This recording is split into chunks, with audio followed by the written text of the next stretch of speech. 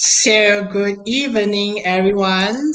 Lina is actually connecting to the platform at the moment. So, yeah. So, good evening, everyone. I'm Xavier Ma. I will be your moderator for tonight. Thanks for joining us on our Facebook Live. Lina, we can't see at the moment. Lina. Yeah. So, hold on. I think she'll probably try and come in just a bit. Yeah. Because I know she's having problems with her audio. Oh, there she is. Okay. Okay, let me start again. Good evening, everyone. I'm Xavier. I'll be your moderator for tonight. Thanks for joining us on our Facebook Live today. We'll be talking about the Black Lives Matter movement, which has sparked by unlawful murder of George Floyd in the United States. Compared to our previous session, this will be a bit serious in the topic, but it's one that we can learn from and apply to our own Malaysia context. Joining me today are the wonderful Daphne Iking and Lina Teo. And so stay tuned. We dive into Black Lives Matter, racism, and why should we.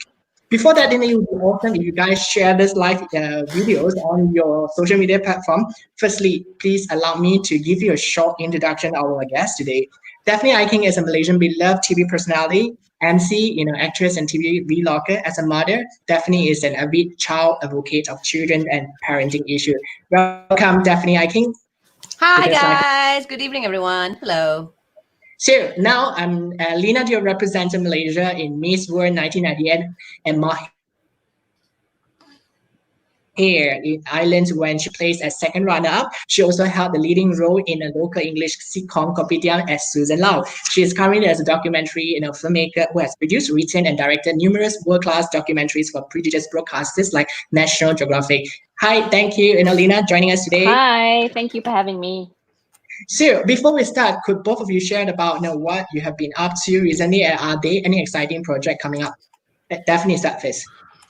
Well, right now I had to let go of my hair because I had to take one shoulder off, and I didn't want people to think that I'm doing some obscene sex act for you guys out there. I'm actually breastfeeding my newborn. I just delivered my fourth child, a surprise to everyone in this household. He's about 3 weeks old, and that's what's been keeping me busy. But yeah, other than that, I've been on MCO live streaming, just like what you're doing, Xavier. And I think this is going to be the new norm for us broadcasters. Yeah, congratulations, Daphne, on your new baby. I'm too old for this, guys. It's too late now, man. I know, it's just there. Oh, wow. Blessings. Yeah, what about Lina? Yeah, I guess like everyone else, we've been trying to juggle this new normal that we've all been living through the last kind of few months. I'm the executive director of the Malaysian Documentary Association, so that's kind of been keeping me really busy. Also, prior to this whole pandemic that we've all been faced with, we also had the change of government. So that was also something that we've all been going through. So heading an association for documentarians, getting to know the new government and lobby for, better kind of industry for the film industry and all that. So I've been quite busy doing that as well with my own projects on the side. So yeah, and I have two kids, a 4-year-old and a 7-year-old. So yes, busy moms. Yeah. So by now, I'm pretty sure that most of us have watched the video that has sparked the global BML movements. The video where George Floyd was being pinned down by the cops, so we led his death. So how do the video make you guys both feel? Probably Lina start first. Yeah. I mean, to be very honest, I only watched it last night because I was doing this. Up until this moment, I actually haven't been able to bring myself to watch it.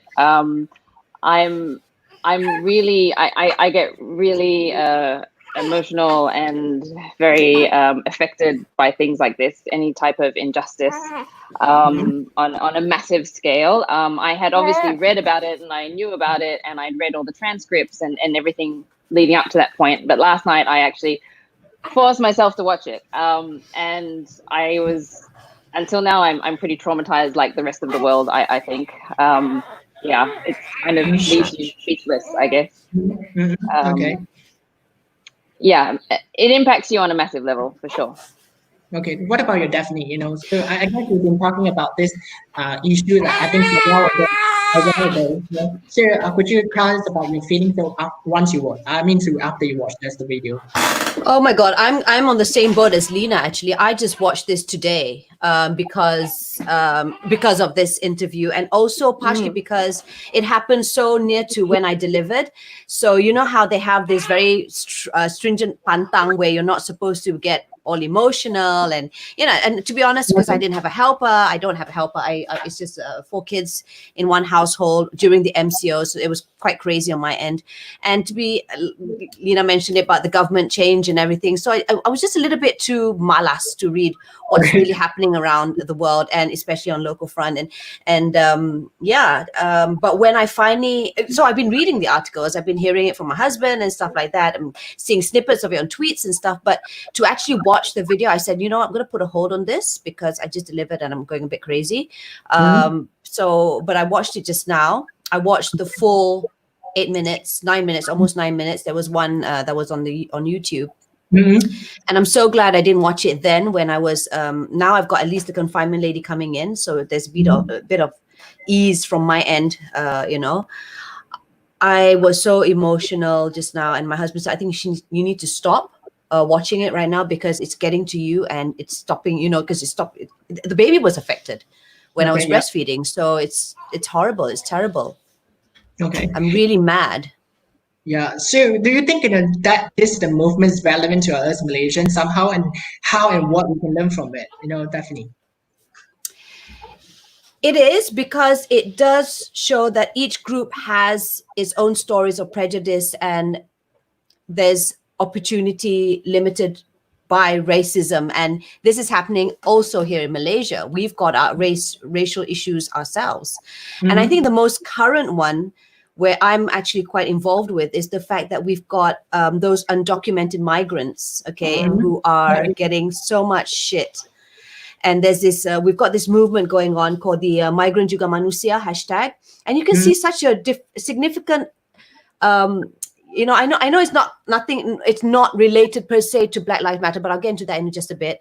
But it's about how people are so afraid. There's so much fear about something that they are not familiar with, or if they feel that, mereka ni, migrant ni bukan orang kita. Kenapa kita perlu jaga mereka kalau kita tak jaga kita diri dulu? During this MCO, emotions are running high. And it goes back to the Black Lives Matter. I was watching one of these documentaries again, because YouTube just leads you to one video to another. And I think it was interesting to see how one person who went through the process of looting, what happened back in 1968, to what has happened here post the George Floyd murder. And she says there's a difference where back then, when the protest took place in 1968, you can see how the blacks were saying, okay, when the whites, there was some good-kinded whites who wanted to come in to fight for change and stuff like that. And they said, this is our battle. You don't come in. This is our battle. This is our fight. But now you see everyone coming in. There's a diverse lot who are coming in to be more vocal. Maybe it's amped by social media, and everyone feels oppressed, be it by color or by your sexuality. So everyone's coming in. It's not just Black Lives Matter anymore per se. It's not about Black lives. It's those who are oppressed. Lena, what do you think? Yeah. I'd have to say yes and no. I think none of us can pretend to remotely understand what it's like to live in their shoes. I mean, there's 400 years of oppression and history there in America that I don't think, I personally wouldn't even begin to say that I understand what it is like to live in that society under that kind of extreme racism and oppression. But I think there are similar areas that we can pull from, like, Daphne was saying, we definitely have racism here. We have racism all over the world. I grew up in Australia, a predominantly very Caucasian white society, and I'm obviously, not, white. So, I had to deal with that growing up, and I was definitely the minority there, even as a very young child, at age 4 or 5, I had to deal with extreme racism being the only non-white child in my school. So you can kind of derive similarities in that sense. But I think in America, as you can see, how much it has angered the mass population, there's obviously a lot of deep-seated issues there that have been, repeatedly pushed under the carpet for many, many generations for a very, very long time. And I think, yes, we have racism issues here, but I wouldn't say that it is to that extent. I think in that regard, I still think Malaysia is extremely fortunate.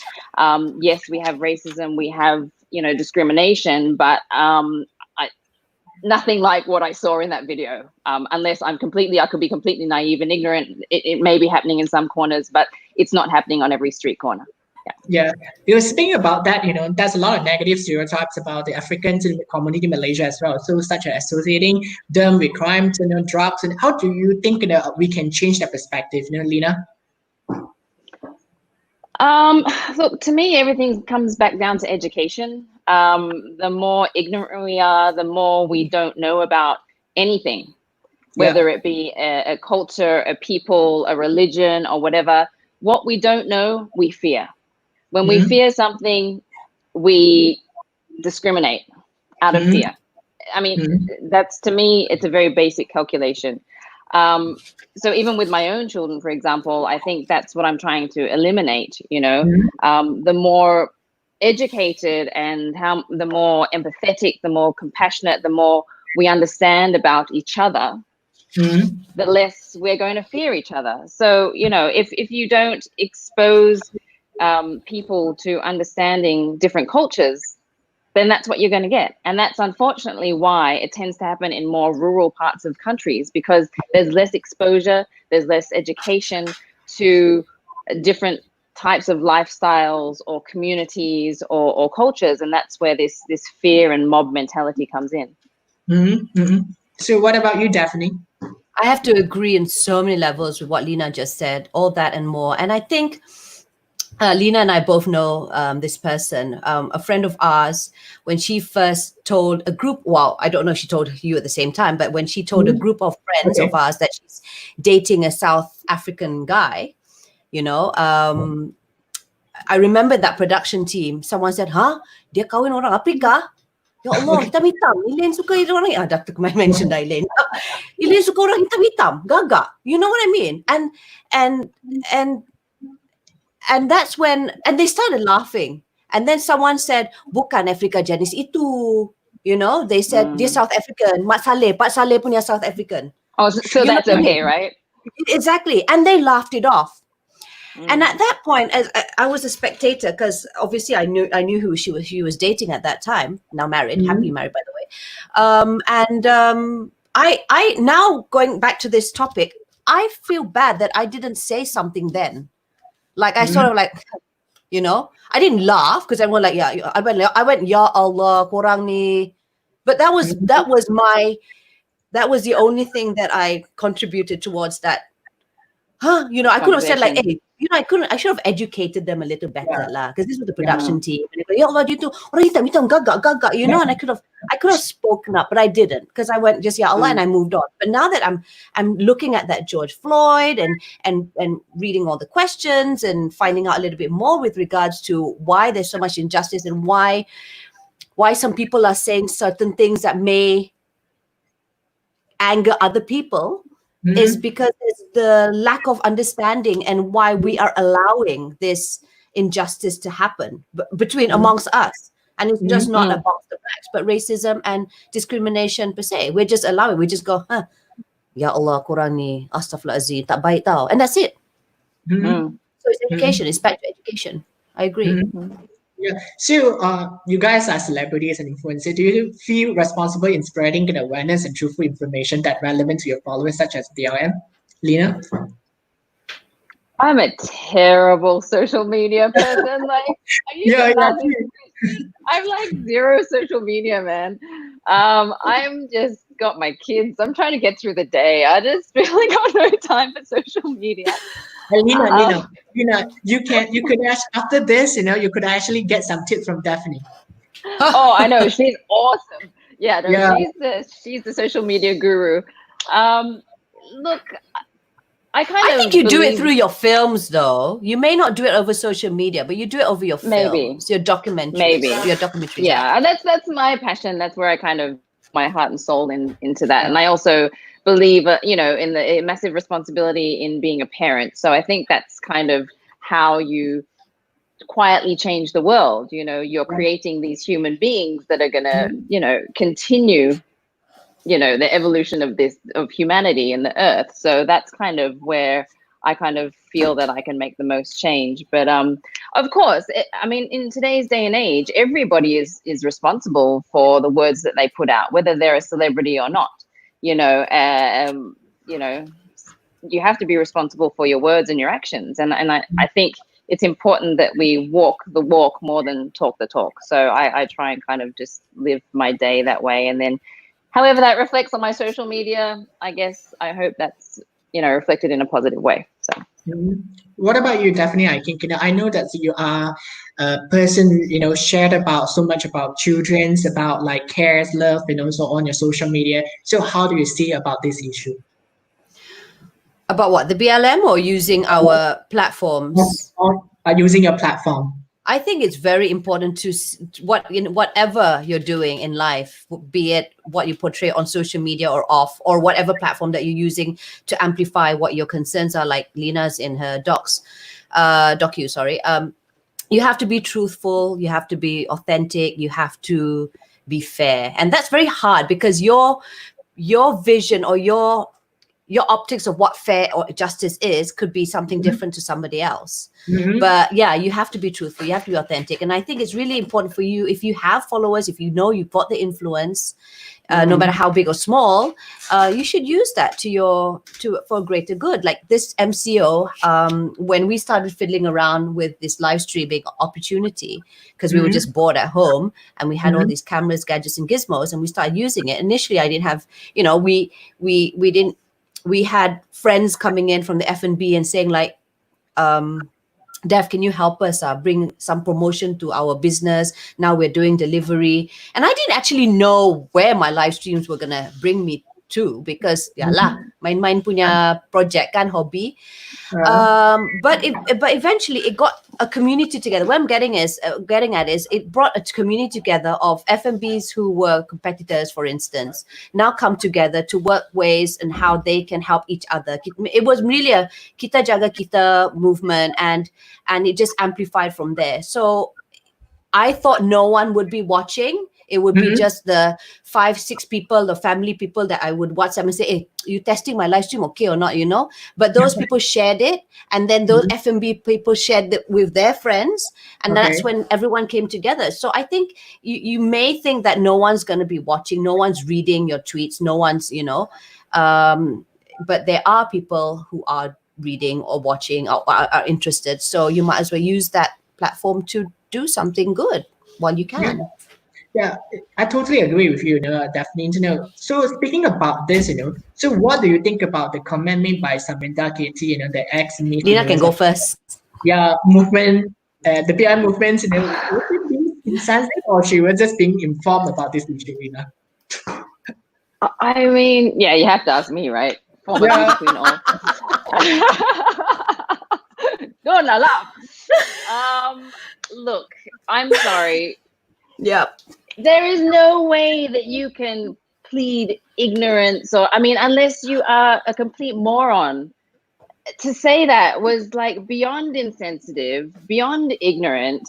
And, it was infuriating because it went completely viral to the world. I'm like, oh my God, people are reading this about our country. And that was like, I found that so offensive.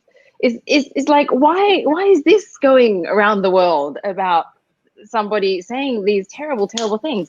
I just thought it was, I have no words. I'm sorry, Xavier. I'm sorry. This is host mode coming in, reporter mode coming in. Lina, did anyone actually message you, call you from other parts of the world who knows, they say like, Lina, what's happening? Your Miss Universe is saying this. I'm just so curious. No, I guess I had a lot of people within Malaysia going, dude, if you want to like step up and do something. I'm like, what am I going to do? This is ridiculous. yeah, a lot of people saying that it was just out of being naive, but how naive can you be? I just Yeah. thought it was insensitive and completely out of line.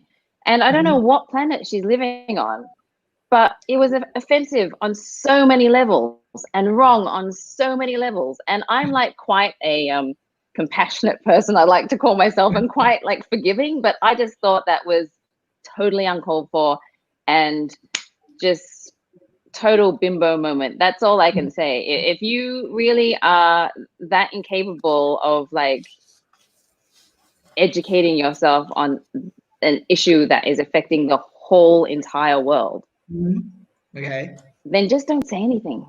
Yeah, true. Just don't speak. You know what I'm saying? Like, you don't have to say anything. Anyway, I don't want to. Just move on.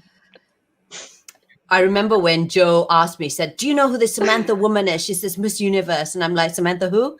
And again, like I said, I've been like a bit woohoo because of the whole confinement period. I'm still in my confinement period. And then I've Googled it up and then found out what she said. And then again, I'm very compassionate. So I said, kita bersangka baik, you know, maybe taken out of context, you know. And then I read some other posting from Ziavi, who is another Malaysian artist who, you know, tried to tell, because she tried, I think she was going towards that, I identify myself as a, so she believes in this, which I don't understand. So I have to be fair to her because I don't understand that world that she lives in where they identify themselves. I don't understand that part. Okay. So I won't get into that. But Ziavi seems to understand that world that she lives in, that light world or whatever it is. So that's why I think. Yeah. In life, yeah, some like I don't know, because Ziavi mentioned it. Said we know. She said kindly about. Oh, is it Zia? I can't remember who the other one was. I think it was Alicia. I mean, I can't remember. But I was reading some reports, and then I said, okay, maybe because she really identifies herself as like that. And then someone said, okay, dia dah minta maaf dah. Dia dah minta maaf. And I went, see, Alhamdulillah, syukur, she has apologized. And then I read the apology, and I'm like, it's not an apology. That's an apology. And I'm like, susah sangat lah defend you perempuan. It's very hard to defend. Because my husband's like, see, this woman really small. What does Elaine have to say about this? And you know, getting all, you know, and we don't want that. You know, it's. I'm sorry, I couldn't defend her. I'm the same boat as you. You know, just. Yeah, I couldn't. I normally would be very open to understanding other people's point of view, but hers I just couldn't get my head around. I mean, no, to be fair, I understood where she was coming from.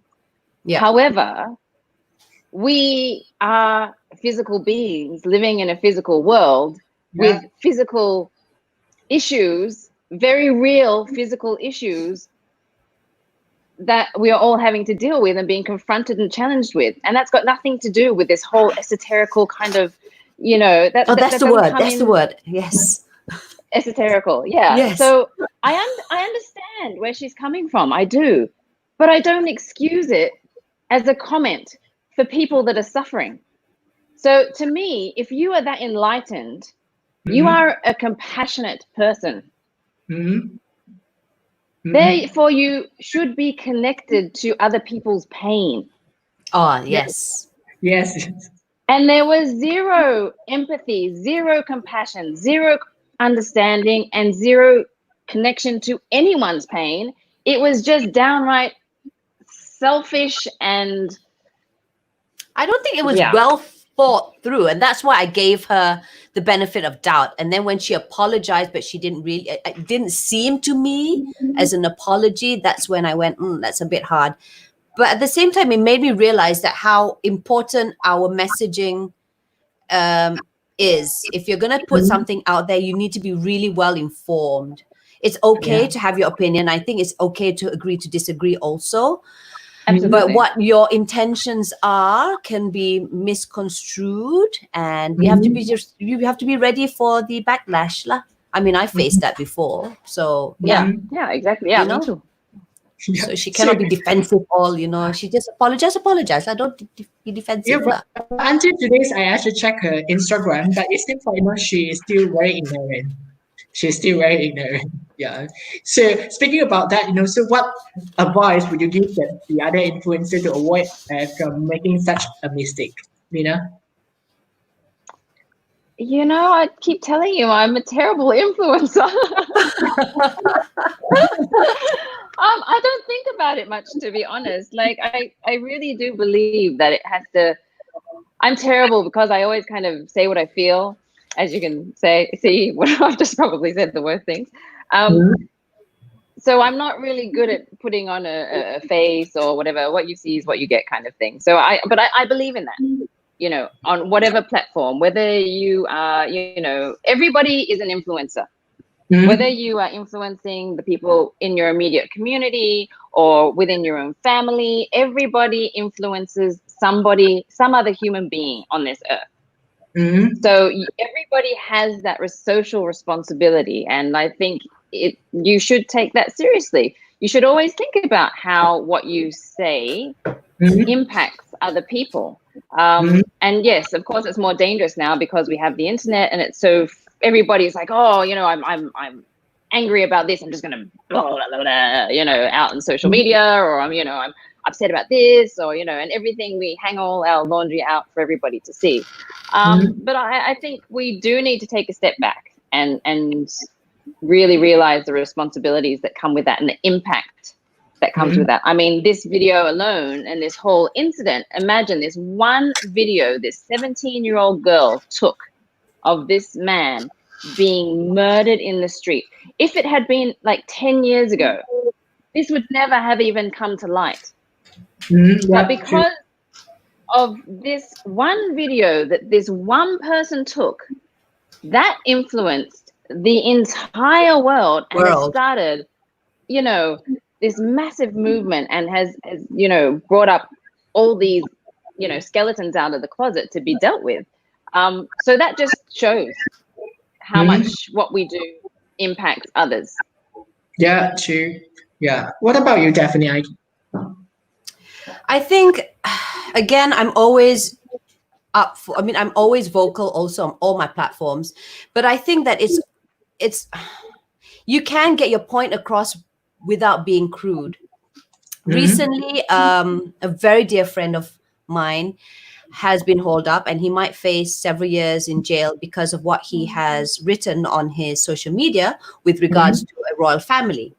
Mhm. And some people, of course, he's a friend, so I'm defending him, and I Mhm. know how he speaks. He speaks in a very crude way, and that's how he signs off in all his Facebook social media pages with that nah nah, you know. Mhm. But at the same time, when I started listening to those who were angry with him about what he said all over his social media, and how it was offensive to the royal family or to Yeah. the person who's suing him for whatever, I could see from their point of view also why they feel offended lah, because the words that he used were just very offensive. So, but Mhm. I understand where he is coming from also, because if you watch the video of what he was, you know, sharing or what, I hope you guys know who I'm talking about. I just don't want to get into trouble. That's, I'm not naming names, just leaving it vague. No, it's quite clear, Daphne. Thank you. But you know what I mean. At the same time, he could have said it in a less, but that's just him. But we know how he is. I know how he is. I personally know, and he's a really lovely guy. Deep in his heart, he's such a lovely man. But fortunately, not everyone knows that, and that's why we need to be very careful. And if we want to be outspoken, we want to be vocal, we want to put an opinion across. Let it be something that is still kind in that Yeah. way. You know what I mean? I don't know. I mean, I swear, I curse. I can say pretty offensive stuff, but I keep it limited to close friends or to my family. The point I try to reduce because I've got kids now. But you know, that's why it was a bit tricky when friends started coming in and both sides, and they were saying like, you know, but he shouldn't have done that. And I think that's also an important thing to realize. Mhm. You have to also listen to those who are against you, who are Mhm. feeling oppressed, or you Yeah. know, on either side. So I think you need to listen. I think it's important to listen to both sides. Very important. I think Daphne has brought up this very important. Listen is the key component in communication. I do believe that sometimes you listen to others people who are probably against you. You actually will benefit from that comments in it. Don't you think so, Daphne? Sorry, I was losing you for a bit. I only caught you saying something about what. Can you just repeat that? I'm sorry. I'm just As in, I meant as in that listening is part of the key components communications. So sometimes we sort of like ignorance about the comments, negative comments about us, but somehow you listen to these negative comments will allow us to grow better, wiser persons. Don't you think? Don't you agree? You know, sometimes I get this from the media. They say, "How do you deal with negative comments on your social media?" And most of the time, I will either just ignore it. If it's very Yeah, offensive and it causes more hatred towards the thread, then I yeah, would just delete it, because why do I want hate on my homepage, right? My yeah. husband would like just block these people if he has any need. But there was one particular tweet I remember. I was just in a good mood, and I was probably had more time on my hands, and I Mhm. started debating with him because he was all like, "Oh, fuck you, this, like really crude comments coming in. You're bad, you're this, you don't know anything, you're not Muslim enough, you're not Malay enough, you don't understand the context." And I started just slowly, just talking nicely. I said, "Saya faham. Mhm. Astaghfirullahaladzim, yalah betul lah kan, betul juga, tapi setahu saya, and I started explaining, but no F words, no nothing, no one calling him Babi or whatever, because he was going all out. And eventually, the tone of the conversation that I had, lama Yeah. juga cerita ni dekat Twitter, the conversation started slowly going back. And towards the end, I kid you not, he said, "Betul lah, what Daphne, you are right. Love, love, love, love, love."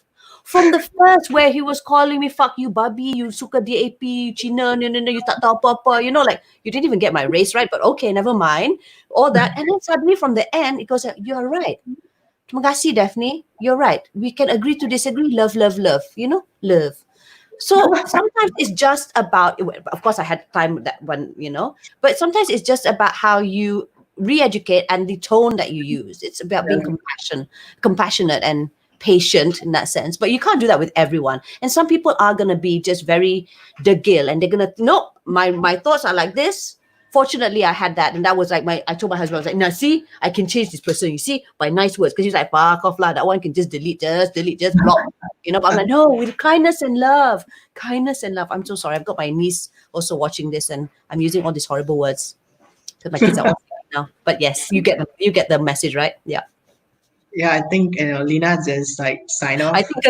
think because I was so crude. Because Dina's also proper. So while waiting for Lena, so we talk about the communication. I guess that sometimes the communication is the key how to lead for a peaceful or hatred in the communication. Don't you think that because sometimes people it's just like the words that the choice of word they use in a sentence, Absolutely. and Absolutely. just because of that words, right, it just leads to racism, or the like just now you mentioned, oh, you're not Melayu enough, Ah. all these things, because you simply because you don't really put Lena is on. Yeah. I think it's also about ignorance. Hi, Lina, you're back. I think it's also, we're still talking about how communication is key. I think it's also about ignorance. I know we're going to dive into this later on towards the show, but like people will say, "Dev, kamu celebrate Kaamatan kan? Best lah Sarawak." And I'm like, I'm from Sabah, but yeah, you got that right. Or people will say, "Sekarang you dah Muslim, tapi kenapa you tak pakai baju kurung?" And I said, "Well, I'm actually Kadazan. I'm Muslim, but I'm Kadazan. I'm not Malay." So they identify certain things with certain, Mhm. it's a category. They stereotype certain. So Mhm. it's again about education. It's just like I wouldn't know. I wouldn't be very familiar with how the Kelantanese and Terengganu foods are, because to me they're quite similar in that sense. So I guess it's Mhm. just like how some people would mistake me for being Sarawakian when I'm actually Sabahan, and it's just about education. It goes back to what Lina was saying. It's all about education, and unfortunately, most of these people who are prone to get like kena like lalang sikit, or a bit like they don't easily swayed. Sorry, that would be the more appropriate Mhm. word. Easily swayed would be those from the rural areas, because they are not exposed and they don't have Mhm. access to the internet like us, or they just get all these fake news from WhatsApp group, and then oh betul ni betul. Yeah, true. So last week, MasterChef Australia contestant, Sarah Theon called out the radio DJ for apparent racism just because he degraded her in the Mandarin "Ni hao ma." So do you think it was indeed a form of casual racism, or did she overreact it? Definitely. I didn't know about this until this question came up. and I had to Google it. And I was reading her. I think it was an IG story, right, from Sarah, and I didn't get it because I thought, okay, what, you're okay, what? I think it's okay. And then I read some other reports, and I think the judge also was defending her and said this is the problem. A lot of people still identify me as Asian, which I'm. Was she saying she's proud of it? She was proud of having Chinese ancestors or ancestry, but she still identifies herself as an Australian. So why would so she was basically defending Sarah. The judge of that particular show, MasterChef, was also defending Sarah's post on why she felt it was offensive, because people like me said, okay, well, I don't think it's so offensive to say, ni hao ma, or so maybe, but it got me thinking, because when I started reading more about the articles, that's when I realized, hey, maybe I do have a problem, because maybe there is some what's this word for it, a deeply rooted racial toxicity that is happening, and I'm helping, or I'm allowing that. It's just like how I've allowed, when that whole Elaine and my production team saying gaga gaga, and I just sort of korang ni. I didn't do anything about it. So maybe I'm pinning that down to how when I saw that tweet of Sarah, and I said, okay, that offensive pun, maybe I'm contributing to this lingering problem, because I'm allowing it to happen, maybe because I think it's okay, or it's embedded in me to know that it's okay. It's not offensive enough to me. If I see someone getting down on the neck for 8 minutes plus, that's offensive to me, but I don't want that to happen, right? So this got me thinking. Your question was actually good. It made me really think about, what some people find offensive and what people seem, what it's not. Lena, what do you think? Because I was a bit like, about that. Yeah, it was a tough one for me, because I was born and brought up in Australia as well. Right. Chinese Malaysian father and Dutch mother. I actually have very little connection to the typical white Australian, as they would say, I guess. So I grew up in that country, being that kind of their version of an orang lain, right? Yeah. But it was very much less acceptable, I guess, during those days. It's a lot more multicultural now. It's a tough one. I don't know whether I find it offensive or not, because I'm really proud of my Asian heritage. I'm very connected to my Asian heritage. So I personally wouldn't find it offensive, because I'm like, cool, I can answer that, and I think it's great to be know more than one language. And I'm proud that I identify as my cultural history as Chinese and Dutch. So I personally don't find that offensive. However, I guess it's more about how it was said, why it was said, in the context with which it was said.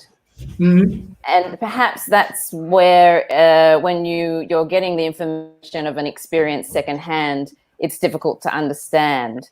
And maybe it was that was offensive, perhaps. Okay. I don't know.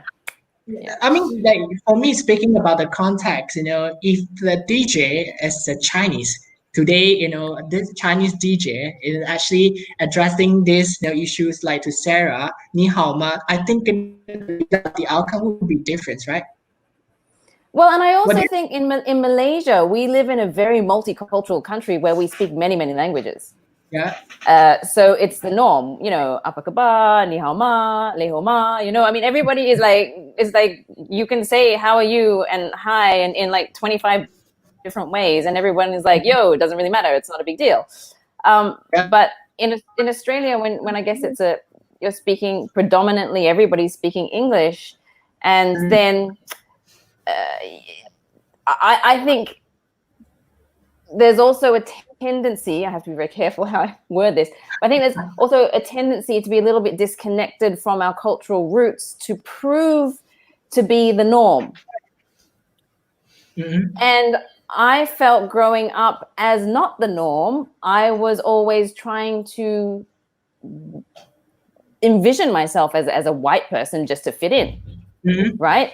And that I was always trying to prove, no, I'm just as white as you are.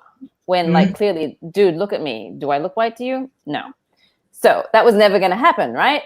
No. But as a child, I felt that I needed to prove that I was just as white as the next person because, I ate different food and my parents spoke different languages at home and we had very different cultures. We celebrated Chinese New Year and, all these different things that none of my peers in my school could identify or relate to at all.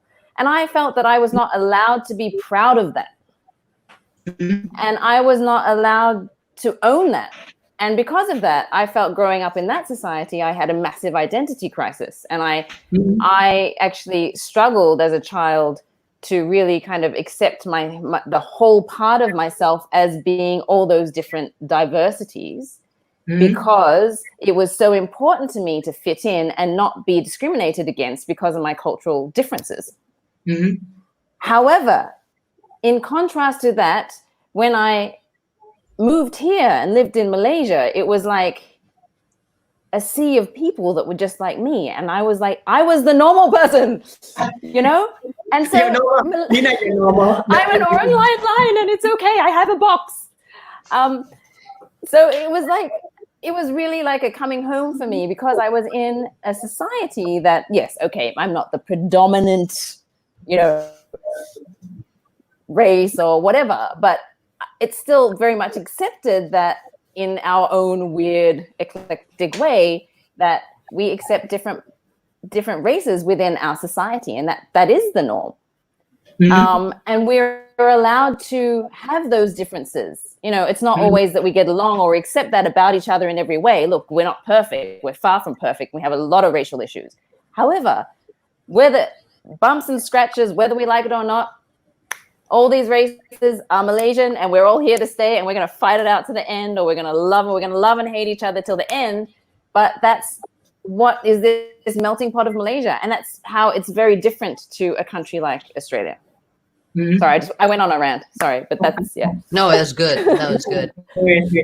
So, speaking about that, was it fair for Sarah to let out on her social media platform rather than politely addressing the issue in private with the DJ? Daphne, you are TV personality. You are doing a lot of works. And probably it's like you might come across with this kind of issue.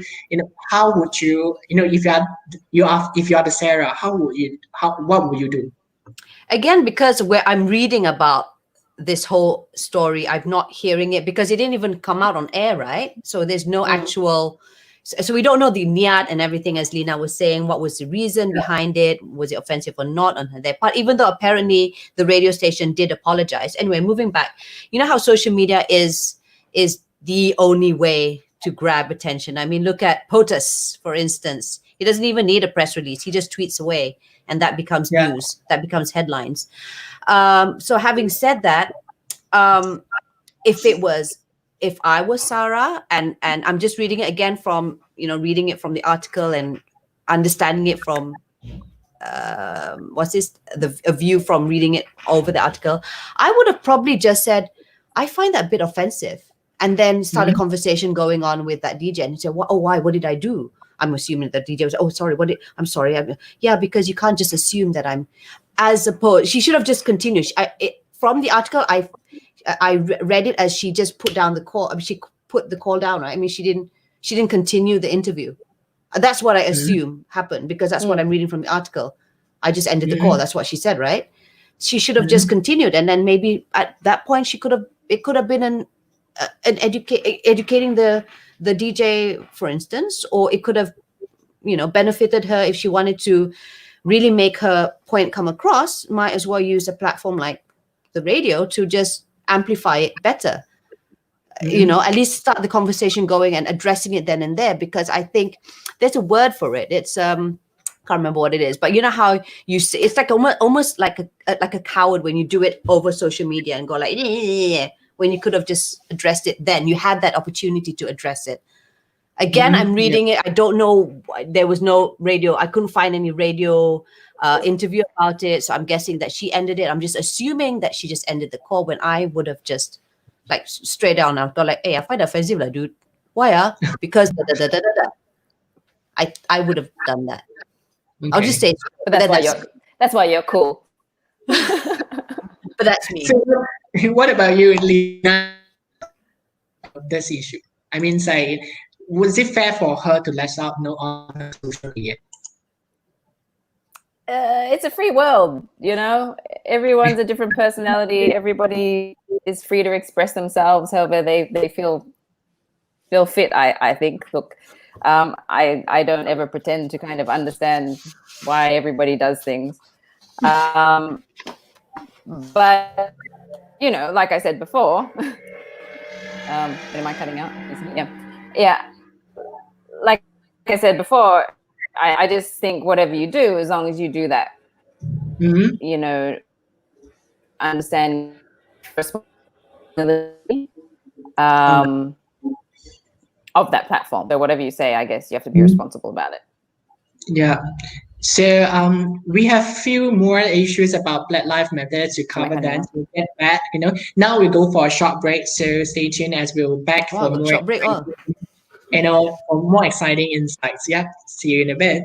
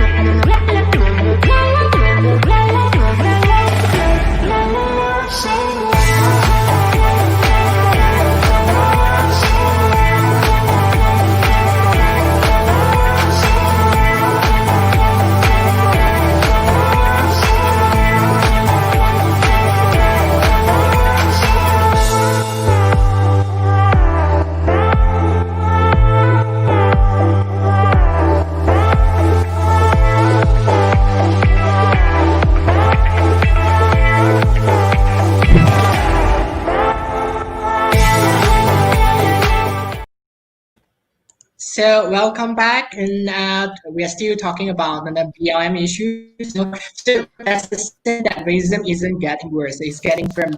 Have anyone participated in personal experience on racism, discrimination? Probably Lina had just mentioned about your personal experience. So especially in the entertainment industry, how has it evolved throughout the career? Daphne. Sorry. Oh my God. Did I just mute you? I'm sorry. Yeah, we're okay, yeah, right? we are speaking about like discriminations in the entertainment industry. Oh my God. How has it evolved throughout your career? Okay. Don't get Daphne started. Okay. A lot of people were surprised that I was pregnant with my fourth child. But those Right. close to me would also know, I mean, apart from the fact that it was because it was a high risk pregnancy, but I did this with my second and third pregnancy where I hid my pregnancy. Why? Because I was discriminated for being pregnant. Apparently, pregnant women cannot do shit. I don't know. Yeah, I cannot exactly. I MC. also didn't know. I don't know. So I had to hide it. And it was very disturbing because some of the events that wanted to hire me, this was for the second pregnancy, first pregnancy and second pregnancy, and they found out that I was pregnant. And bear in mind, these were events that were supposed to empower women. And they found out that I was pregnant. And then they said, oh, susah lah kalau dia pregnant nanti, tak apalah kita ambil MC lain. And bear in mind at that point, for especially my first pregnancy, because I was still slim lah kan, tak nampak 6 months. You can't even see that I'm pregnant, right? The first pregnancy, the rest hancur. But then the first one tak nampak.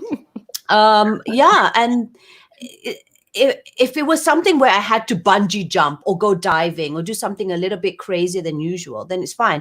But I'm behind a lectern doing my stuff on I'm a professional MC and I'm just doing it behind a lectern, or some people call it rostrum. It's wrong, by the way, it's lectern. But yeah, and I'm doing my shit there and people are still saying, oh, she can't perform. So I found that very offensive. So I remember for Isidore, I kept it quiet and I was still emceeing all the way to my 8th month for this pregnancy because I was in during the MCO. People didn't know, and I just kept it that way because that was my form of discrimination. Can you imagine? Yeah, that was one of them. There was one, I remember an ex-boss, who said, make her look less pregnant. And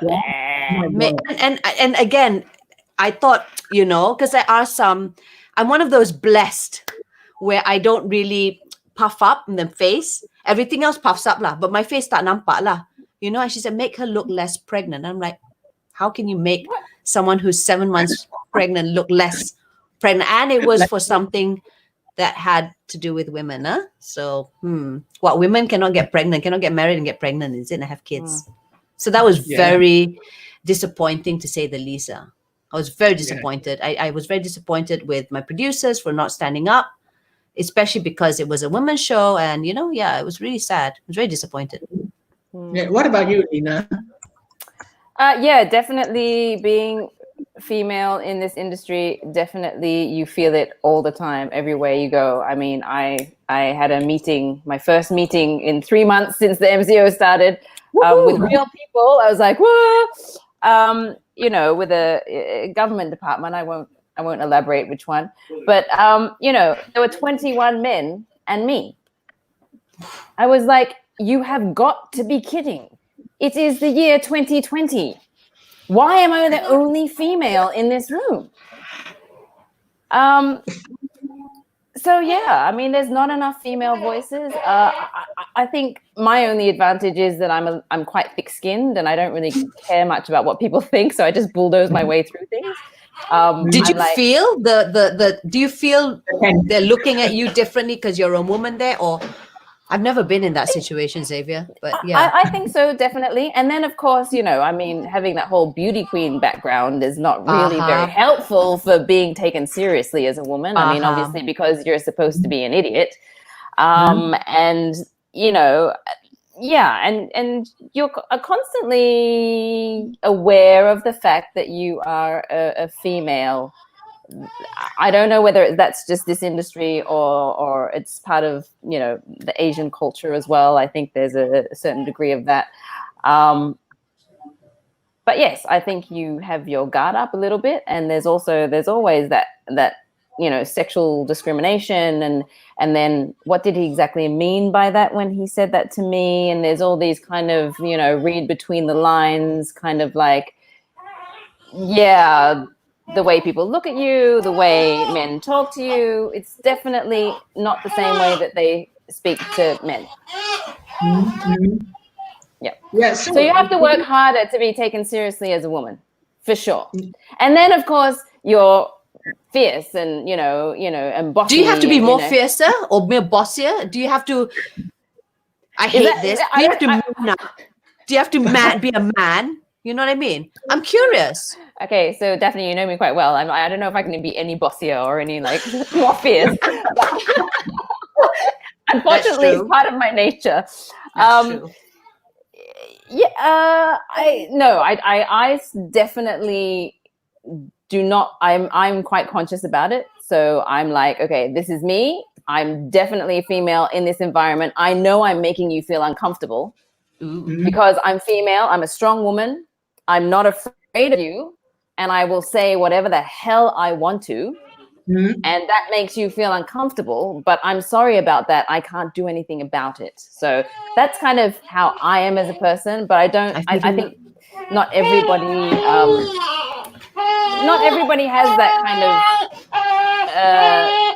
strength to be able to do that. I'm sorry. I'm just going to hush him up and put my booby on him. Here.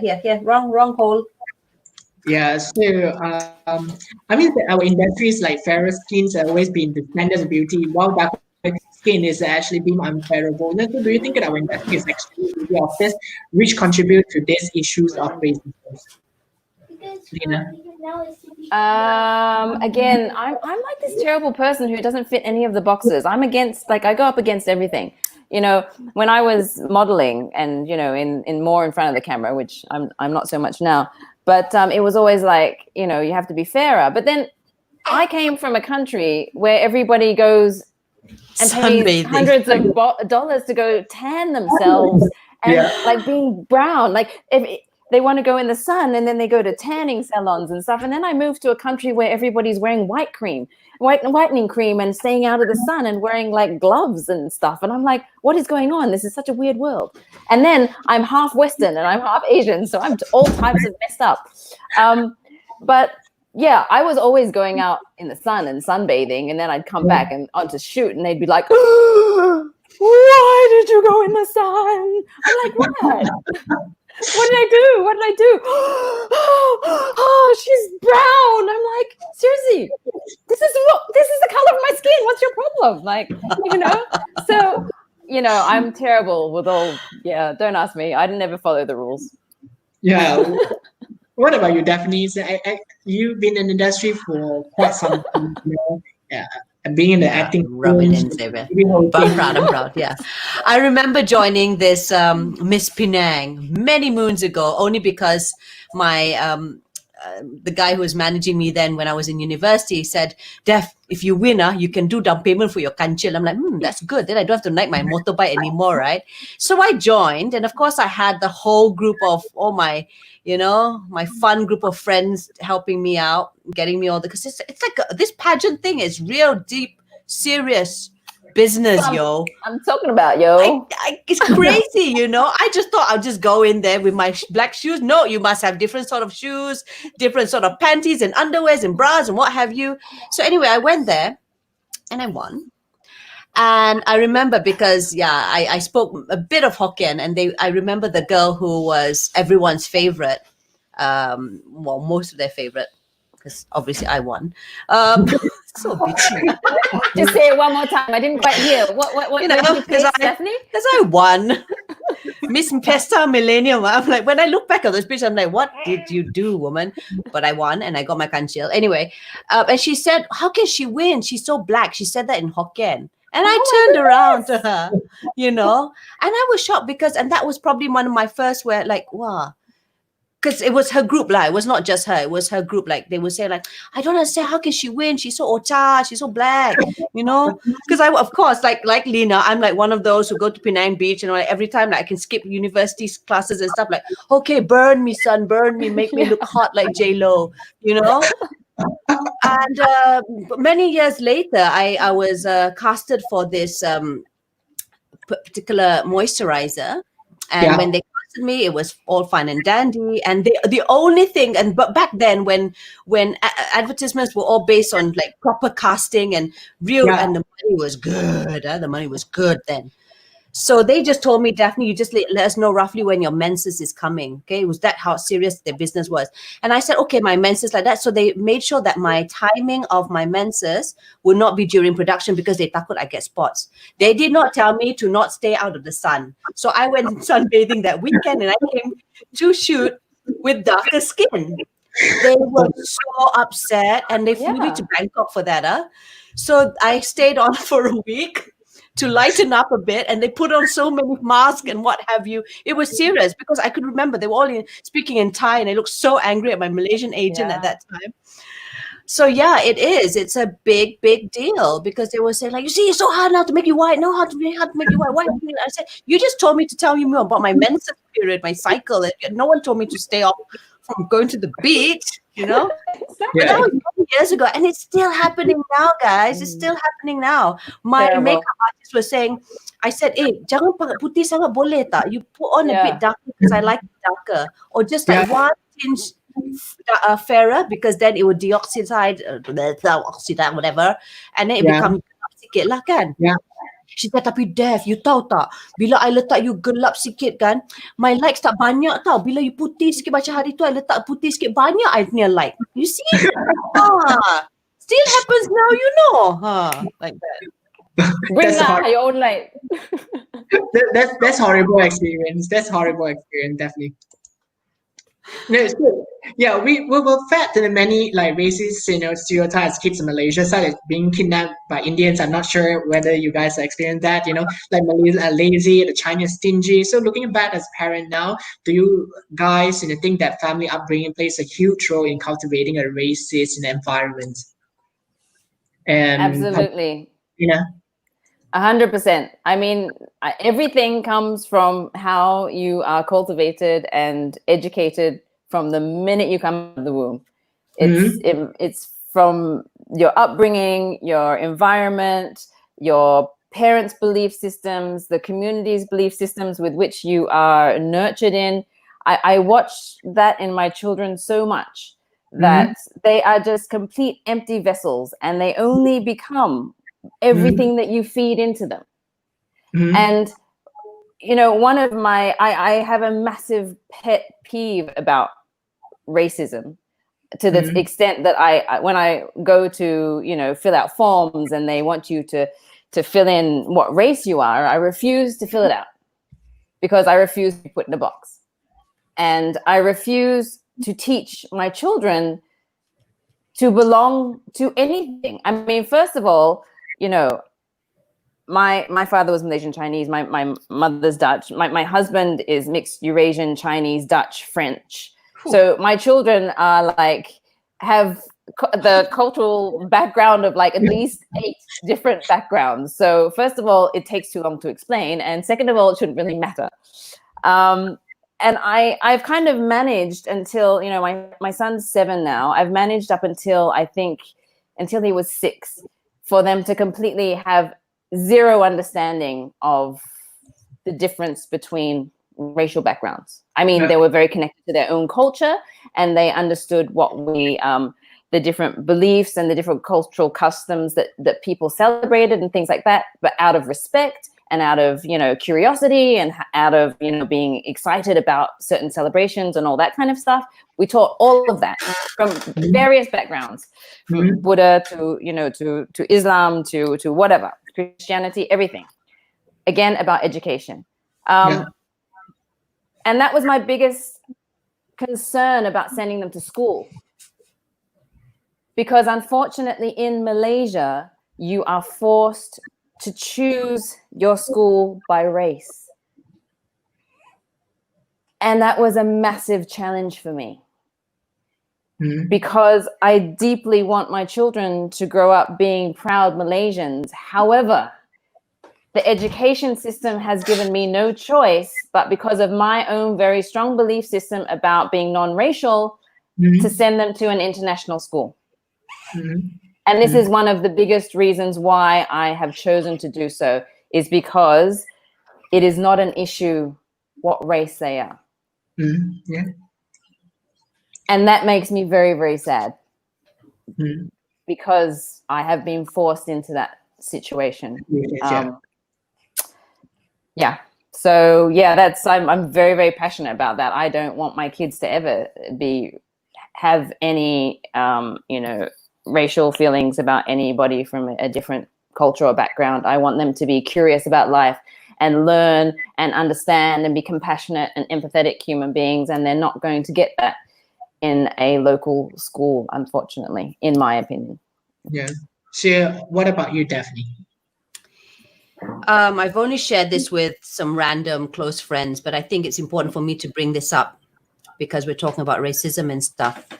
When I wanted to enroll my daughter, Isabel, in a Chinese primary school, a local Chinese primary school, the admin was a Malay chap. And he was so happy to see us, my husband and I. And then just backtracking a bit, I wanted to write Malaysian in the race for my kids, but they said tak boleh, mesti letak something. So I said, okay lah, let's put more Sabahs here in Semenanjung. So I put her as Kadazan, okay? So going back to that, going to enroll her in a Chinese school because I want her to speak different, multi-language lah. So I think I can teach her Kadazan, English, BM, but Chinese bit fail. So let her go to a Chinese school. When there, the Malay admin would say, oh, nampak Melayu, yahoo, and I'm like, okay. Again, I did that, And then he writes that, he said, oh, ni bapa ya? Ni bapa dia, Azmi Abdul Rahman. Okay, write down Azmi Abdul Rahman. So puts down mother's name, Daphne Amaiking. And then after that, he says, kenapa letak race Kadazan? And I said, because saya ikut dia punya birth cert. And he said, Tapi dia bukan ni lah, letak je Melayu, ikut bapak dia lah. Kita letak Melayu kan. I said, follow the birth cert. You know, because at that point I didn't, but I should have just like, you know, just because he was like, tak apalah, whatever lah. And I said, kenapa ya? Kenapa nak letak Melayu? He said like, kan Bumi Putra. And I said, Kadazan pun Bumi Putra, which is another issue altogether. Yeah. Tapi status Kadazan Bumi Putra tak sehebat macam Melayu punya Bumi Putra. Lagi elok Melayu punya Bumi Putra. Wow, my face just changed. My husband knows me so well. So he just said, okay, tak apa, nanti kita balik kita lupa ambil barang dekat. So he just took me out and I said, I'm not enrolling her in this. You know, I'm not enrolling. It was just one person. Unfortunately, you know, it could be just one rotten apple in that whole basket. But it was enough for me to say, I'm not sending her to the school. I don't care where or how much I have to pay to get into another school. Even if it has to be private, I'll do it. Thinking I'll only have one kid lah. Keluar 4, but never mind. That one, the belakang kira. But yeah, it was because of that. Where there was that Melayu lagi supreme tau. Lagi Bumi Putra lagi elok. And I'm like, but I'm Bumi Putra. What's wrong with my Bumi? Well, I'm like second hand. Apparently not as good lah. Not as good. So that was shocking to me. So that was my first hand recent you know, discrimination. Like, wow, Bumi Putra also got level one. Wow, like that one. Yeah, I mean, the very fact that it's like, oh, do we send them to a Chinese school or do we send them to Sekolah Kebangsaan or do we send them to you know, a Tamil-speaking school? I mean, I know it's based on also, you know, languages. However, I just wish there was one that could bring everyone together, and there's not. And until there is that type of school system, I'm not going to send my kids there because, you know, my kid's already coming home to me and saying, and so then I sent my son to this international school thinking I could avoid that, right? Yeah. However, it's, you know, a lot of the children there are predominantly Chinese in this international school. And he comes home one day after, you know, I've avoided this for 7 years, however, right? He never identified with any race. And he says, Mama, you know, someone told me I'm Chinese. Am I Chinese? Okay. And I'm like, crap. Well, now I have to have this conversation. And now, you know, it's kind of burst the bubble. I mean, I know I'm being a little bit naive to think that I can live in this ideal world where this doesn't exist and I have to open him up and educate him at some point. But it was just like, it was annoying, you know? It's like some other kid who was obviously, and this is where we talk about our backgrounds and how important it is how we bring our children up. Because obviously, I'm not judging this person, but that child had been brought up in a family where they had been taught that they are Chinese, you know, and this means a certain thing. And they felt that it was important enough to them to educate my child about what race they are. And that's how it perpetuates. Right? And if you don't stop it, it will just go on for generations and generations. Yeah, I mean, speaking about like racism, you know, racism is very sensitive topic in Malaysia. So, you know, even we talk about this, we discuss about these topics, right? I was like pretty confident. Oh my God, if we're gonna say something wrong, you know, we're gonna suhaka, man. So, do you think, you know, it should be talked more about that? You know, so how can we encourage healthy and open conversations about this? Definitely. Since racism is a sensitive issue, but we, of course, we want to encourage, you know, people to talk this openly and more healthy conversations. But how should we or how could we do that? From top level, I think we need to stop having race-based political parties. That's on the top level because it's already starting from there. You've got the Malays, the Chinese, the Indians, you know, and then we've got even in Sabah alone, they've got like, you know, it's just terrible. Why can't we just come together? And it's hard because at the end of the day, everyone wants someone to represent them, to voice out their concerns or their, you know, it's not a. So I won't go in there. So it's not a collective effort. It's not a collective thing. It's everyone has their own needs. Everyone has their own objectives. Everyone has their own agenda, and it's frustrating because it's very saya more important. Saya. You know, you see that during the budget. It's all about me. So I think it has to start from home again because I remember, and sometimes it's just really about ignorance. I remember my dad telling us, again, because in Sabah, when we grew up, jarang ba ada orang India. It was so hard to find an Indian person in Sabah. I mean, in the kampung that we lived in. So anytime we saw Punjabi or Indian or anyone that was darker skin and spoke differently from us, Chup Bengali, we go down. It was a game. Chup Bengali, and then like you're next. And it was a fun thing to do because you spot an Indian man and you go like Chup Bengali, and it's not even right. He's not even Bengali.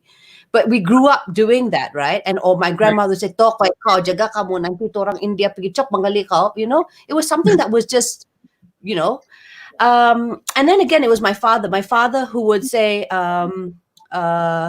Tuna to kaling, because he had like good friends. He had like Indian doctor friends, and he would joke with his doctor friends and go like, Tuna si kaling, tuna tu si kaling, kaling, kaling, And my sister, when she married her Indian boyfriend, then now husband, she said, Dad, kalau datang sini Semenanjung, you don't say kaling, because it's very offensive, And he said, ay, kenapa pula? Saya punya kawan-kawan sana di India, okay saja tu. And then she said, do you know what it means, Dad? We had to educate my dad, because my dad's not racist or whatever. It's just that he really, really thought that because his Indian friends in Sabah went to tell him that kaling means because when they go to the estate, they wore anklets that had the sound of cling, cling, cling, like bells that they put in the anklets. And that's the reason why they are called, that's why they're referred to as clings. And my father really believed that, but my sister had to re-explain, re-educate him, saying, Dad, no, it means this, da, da, da, da, da, da, da, and you know that this, da, da, da, da. And he felt, oh my God, all these years I've been, saying all this like really offensive stuff. Luckily, only in Sabah, within his community of friends who went to tell him that stupid joke anyway, thinking that it was funny, not educating him at all, my dad. So things like that, like it's all about educating, and it starts from home. And yeah, we've got a very multicultural family, and we love each other, and we celebrate all sorts of celebrations. And I think it just has to start from home. But if it was on top level, it has to be on our leaders. Then they are just perpetuating all this hate, racial spats, and it's just not. It's not working for us, the Rakyat, and especially because again, it goes back to the rural areas where they are not exposed or don't have proper access to, the internet and stuff like that, where they can be more well informed. They just believe it as it is. Yalah, China tu jahat. Yalah, orang Melayu tu jahat. India tu jahat. Everything jahat, Yeah. So what about you, Lena? Well, I think from a political standpoint, I agree with what Daphne is saying. It's you have a leadership that needs to, lead by example. And instead of having this whole divide and conquer mentality, which is basically keep the masses uneducated so we can control them. And that definitely has to stop. For me, the education system has to be completely changed. Because if we don't change the way our children see it, then as a society, we're never going to change. There's only so much we can change the mindset of our generation or our parents' generation. We're already, in the urban areas, yes, we're probably a little bit more liberal. We're a little bit more open to more ideas. But it does need to reach the rural masses for it to really change. And the only way that you're going to do that is if you get down to the grassroots and change the mentality on the ground. And you're only going to be able to do that through the education system, because that is what reaches the masses on a national level, to all races. So stop creating race-based schools. Just stop it. Just make one school. Learn all the languages in the school, learn all the religions in the school, big deal. The more we learn, the greater we are as people, the more compassionate we are as people. Imagine if we had one school system where we offered all the languages. 4 languages. We all learned 4 languages. They do that in Europe. We learned about all the religions. It wouldn't mean that we had to follow every language or follow every religion or give up on our own culture. It would mean that we would have a greater understanding and education and compassion and empathy for everyone that lives in the country. Yeah, totally agree with you, Lena. Yeah, true. So, in your opinion, how should we work towards cultivating a future younger generation that is racially inclusive and harmonized? So we talk about education is important. So how can we cultivate that, Lena? Well, I can only do it in my own children at the moment. unless I run for prime minister, which is probably not going to happen. I was just like, go, man, go for it. Yeah, it has to come from the top. There has to be change. Mass change has to come from the leaders, because if we keep, these terrible policies and perpetuating these terrible examples of what we want our society to be, it's never going to change. I mean, I've only got 2 children. How much can I impact the whole entire society of Malaysia? I'm hoping that I'm doing a good job with them and making them a more understanding, empathetic, compassionate people, to be open to, just understanding other people's cultures and religions and races and accepting everything. I mean, I have friends from every single cultural background, and we don't have issues with each other at all. Some of my closest friends are from different types of religions and races, and they're like my best friends, and there's not an issue. So why is it on a larger scale always made an issue? Because on the ground, actually, we don't really care. Yeah, true. Right? Yeah, exactly. I mean, don't we all have friends from every religious background and every cultural background? And we're good, right? We're okay. Exactly. I'm like calling back. I'm like, yeah, I'm okay with that person. Yeah, I'm okay. Nope, no hell with that one. Nope. Yeah, so Is it really an issue? Is it, or because we're not facing it, or how? I don't know. I think but sometimes I guess, like, this is about supremacy, as in, like, if you have to address, like you just now mentioned, Malay, you have to put Malay, you have to put Chinese. So I guess that's the problems when you have to categorize yourself, as a certain race. Yeah, it's a massive problem, because then you bring up stereotypes and you bring up judgments and you bring up all these things that, to me, are not necessarily true. A person could be good or bad no matter what their religion is, or no matter what their racial background is. It's got nothing to do with it. Yeah, I remember, I think someone was pointing out to Isidore's name, and they said, Isidore tu bukan nama Islam. So my husband being my husband, he said, so nama apa yang sangat Islam lah, Muhammad. I said, there's some Muhammads there also in jail, Exactly. So it's they're good people, they're bad people. It's not about your race, it's not about your religion, it's just, if you're a good person, you're a good person. If you're a bad person, you're a bad person. And bad people can change, good people can change. It depends on the experience that's going, their journey. We don't know. We really don't know. So I think it boils down to being, what are your intentions? And you have to be compassionate and kind in your response to someone else. You have to listen, you have to communicate. You can do it where you can both agree to disagree. I think that's very important. I mean, it's like we sort of come to an end. So on the last notes, if someone were to face racism in life, so what advice and approach would you give to the victim to address the issue? Would it be okay for them to share on the social media, or actually share with their friends or family members, Lena? So I guess, like, your friends, someone actually facing this racism issue. So how should they address this issue? Again, I think it depends on the person. It's always very personal what is therapeutic for each character and personality. Some people are more vocal and outgoing and feel that they can only feel kind of validated and heard on a much larger scale. Some people are much more insular or introverted, and they can only really speak on a one-on-one basis to a therapist or to a best friend or a family member. I mean, there's no one quick fix rule for everybody. I think it's completely personal. But I would hope that everybody has some kind of avenue or platform to be able to share any of those grievances or anything at any time, whether it be racial bias or anything, depression or whatever, that everybody has somebody to lean on to kind of help them through any difficult situations.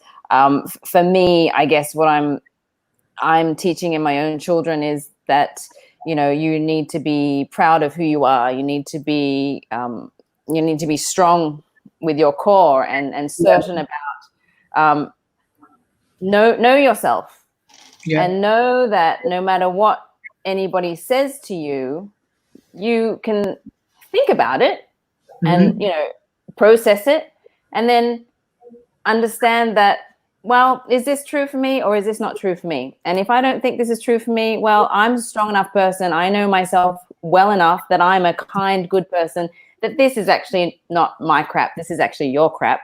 So I can walk away from that, and I'm strong enough for that. And that's what I'm trying to build in my kids, that they understand and they know themselves well enough that they are kind enough people to not be shaken so easily by external negative forces, I guess. So that's the best you can hope for, I think. Yeah. So definitely, so what do you think about this? It just brought me to this incident. I know we're wrapping things up. So whatever Lena said, I'm totally on board. And I wish I had shared this experience, which I'm going to share right now, with my parents. And I had parents like Lena to tell me to be strong. I remember when I grew up in UK, there was this guy, and his name starts with D. I won't mention. Okay, Devon.